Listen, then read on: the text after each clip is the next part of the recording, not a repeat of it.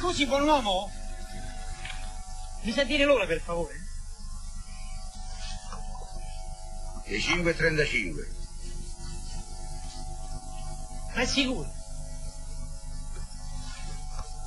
E 36, mu. Grazie. Prego.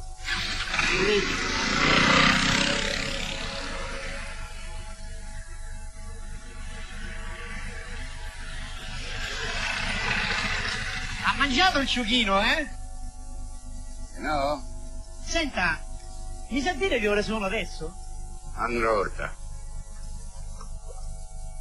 Le 7:15. Oh, ma sono le 7:15 spaccate. Incredibile.